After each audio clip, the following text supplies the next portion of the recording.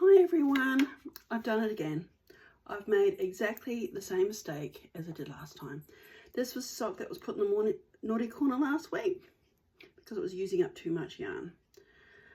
Took a while, but the light bulb finally went on and I realised what I'd done wrong. I'm just going to grab this other sock. These socks are the very first socks I ever made, and these are from the Erica Arndt tutorial on how to make socks with a DPN. Absolutely fabulous tutorial, and she even shows you how to change colour for the heels and the toes. So this one is actually a 64 stitch cast on. I put 72 stitches on, and that's why I was using up too much yarn and why they were so much bigger. But it worked out perfectly, but I need to undo it. So that will be hopefully finished by mid-February because my husband's birthday is in mid-February. So be a nice surprise for him that I actually get them done. Third time lucky. So, hi everyone, my name's Laurel. Welcome to the Fleecy Needles Podcast number 2. Thanks so much for being here. It's great to see you all. And it's 2025 already. How did that happen? I hope you all enjoy bringing the new year in. I actually had a really fabulous day on New Year's Day. Logged into the channel, seeing that people have been watching my first podcast. That was exciting, but what was really the icing on the cake was seeing that I had my very first subscriber. So you totally made my day, so thank you very, very much. So and apart from that, here in the capital, it is very, very warm, so I'm going to do quite a short podcast today because it's getting hot. We don't have aircon and the fan's too noisy, so I'll get my next project. So this was the sock that I was working on last podcast, and where the yellow marker is, I ended up finishing the sock. My son is absolutely loving the colours, and I've started just a teeny weeny bit on the cuff. Really struggling with the darker colours at the moment. I don't know why, and I have to put in my markers just so I have the right count. As we know, I can't count. Using the Gallipoli 4-ply, it's 80% wool, 20% polyamide, and yeah, it's a very fine 4-ply. It's like it's almost a lace weight. It's that fine, so it's probably why I'm finding it a little bit trickier. And it just, whereas the other ones, yes, I know they're on bigger needles, but this one is just taking a lot longer, and it's on a 2.25 9-inch. But with this one, I'm using the Crazy Cat Lady. Sorry, that's a plane going overhead because we're close to the airport. But I need the door open or it's just too hot. Yes, I'm using the Crazy Sock Lady's pattern. It's the tutorial that she has for making a vanilla socks with the 9-inch circular. It is so good. Another one, if you want to learn how to make socks, go and check that video out as well. Okay, so happy with progress on that one. So the next one that I'm absolutely loving, again, it is this beautiful Merino Possum. So 80% Merino, 20% Possum, and it's from Handmade by Catkin. It's a 4-ply, and I decided that I wanted to make a scarf, not following anyone's pattern. This is just what I'm putting together, and it is got tiny little cables through it, just a tiny little bit of texture, which is a bit hard to show on the camera.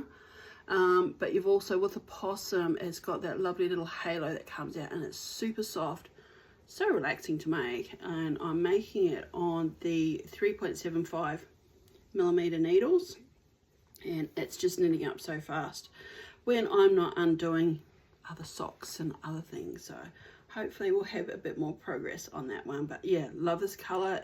It's also, the color is Rosebud.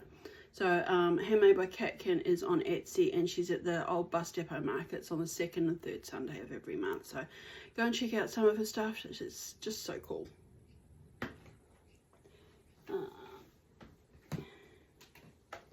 So this was the other scarf that I was making on the first podcast, and this is a beautiful 4-ply merino, 80% merino and 20% nylon, because it's a sock yarn, and the color is Winterberry, and it's a 4-ply, and it's just so soft, lovely to knit with. I'll try and pop a photo in of the first time I made it, I just got to stage, it was like, no, I don't like it, it's lumpy and bumpy, and the whole purpose of this beautiful yarn is to show off these amazing colours. Trying to get, maybe if I get my head out of the way you can see it much better.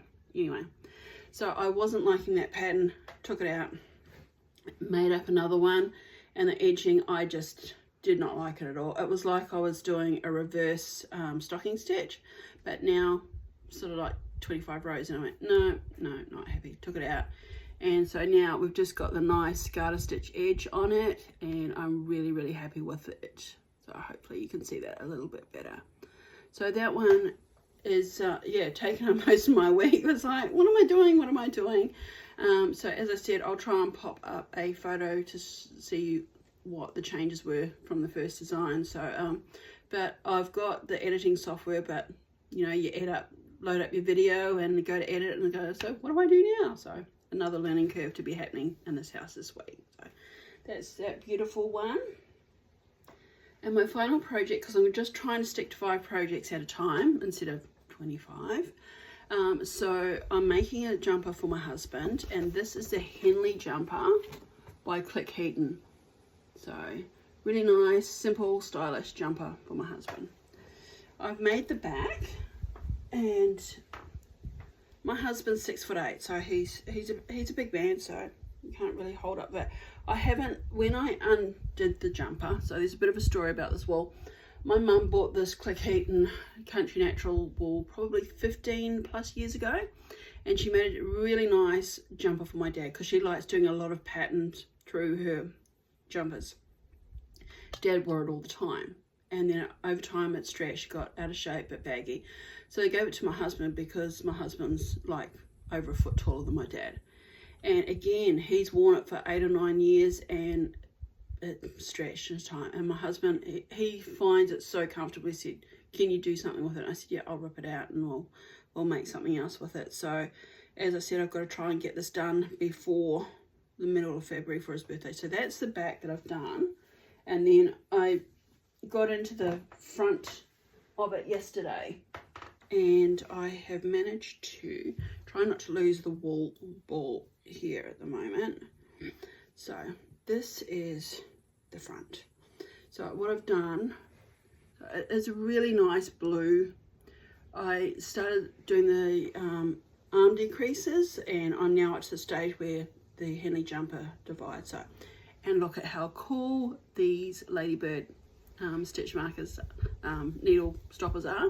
Again, I get all my stitch markers from Handmade by Catkin. She's got such a large range. I've got dinosaurs on my socks one, so as well, so they're pretty cute. So hopefully again, by the next podcast, I will have the front finished and at least start on the sleeve, because I need to get that finished by the end of February. So I did buy some patterns. I do need to get some more ink for my printer, so hopefully I can show you them next week. But I've got a really nice men's jumper, because besides my husband, I've got 3 boys, 2 are teenagers and 1's 11, so they're always growing, and winters get fairly cold here. I know -7 probably doesn't sound cold to people in the Northern Hemisphere, but for us it's freezing.